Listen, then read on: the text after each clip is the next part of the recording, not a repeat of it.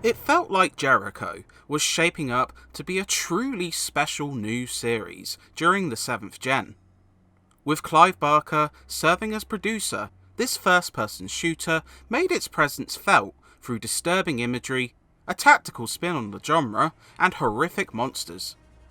Sadly, the end product would fail to capitalise on this potential, muddying the atmosphere through poor level design, unsatisfying shooting, and a lack of challenge.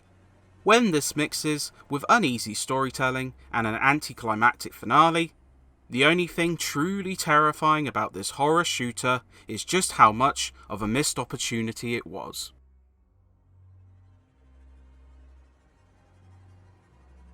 Jericho follows the exploits of the titular squad, part of the Department of Occult Warfare. A former general has spent 2 decades building up negative karma, performing truly hideous acts to open a breach in the box, an otherworldly device that traps a demonic force. Attempts to seal this go horribly wrong, and sees the lead hero Devin Ross dying. But instead of the credits rolling, Ross lingers as a spiritual force, which allows him to possess each of his teammates who journeyed into this hell with him. Now, the squad travel through multiple time periods to try and reseal this breach before it ruins the world. It feels like this story is on the cusp of something great, with the stupendously grim locales and time periods that feel morose yet inviting. Jericho Squad, while definitely an acquired taste, feel like investable characters as you progress. Unfortunately, the narrative rapidly grows more confusing, climaxing with a baffling and unsatisfying ending that sours the experience. Maybe they left us a note! Delgado, holster your goddamn weapon! Frank, what's wrong with you? I didn't sign up for no fucking suicide mission! If you're gonna point that at me, you better use it.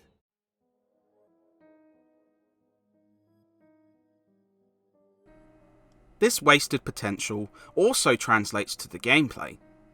Jericho is a squad-based FPS, taking you through a couple of dozen levels across a handful of time periods.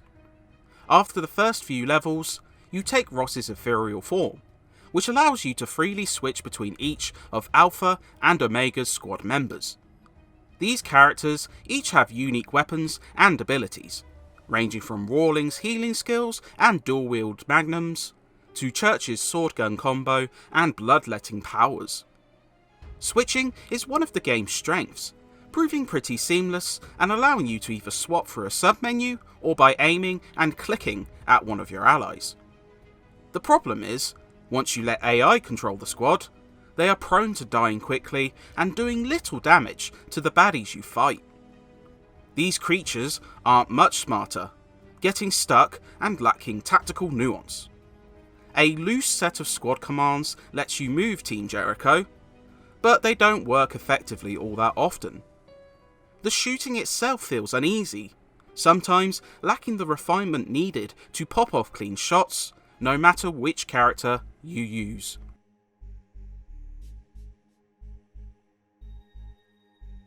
But worse is how poorly designed Jericho feels.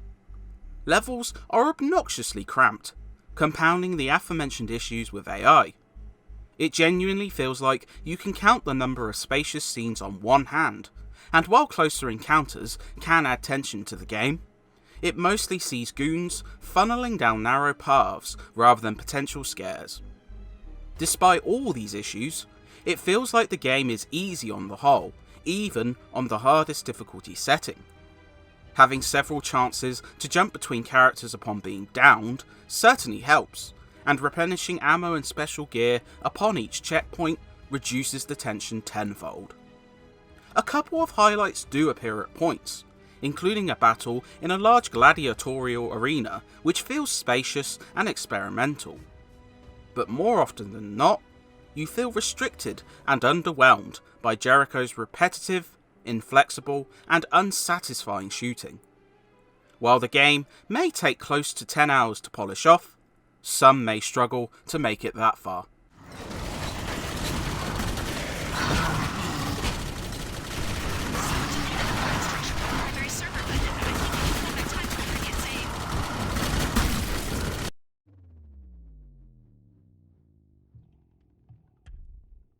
It's a shame because MercurySteam absolutely nailed the aesthetics.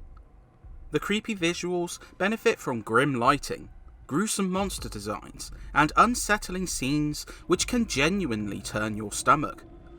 It has that sheen games from the time had, but not overdone as to render the graphics overly clean. Animations feel sturdy, notably the frequent QuickTime events, which bore some notable fail scenes. Performance can be a bit shaky, shifting from a full and steady frame rate to stuttering during intense encounters. But on the whole, the game looks very good. The ears are treated to equally disturbing stuff, including a haunting soundtrack which does genuinely sound unsettling, cheesy voice work which can be unintentionally entertaining, and harsh sound effects that add weight and a sharpness to every strike, shot, and kill. It's a shame that the gameplay behind this presentation is so weak in comparison.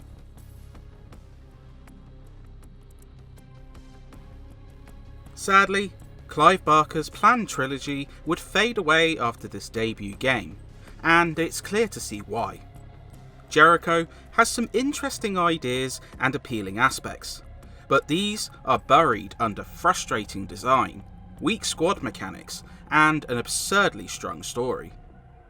While horror buffs may glean something from the creepy monstrosities that roam this game, especially if you are a fan of Barker's other works, most will find this one doesn't warrant much outside of a single, unsatisfying playthrough.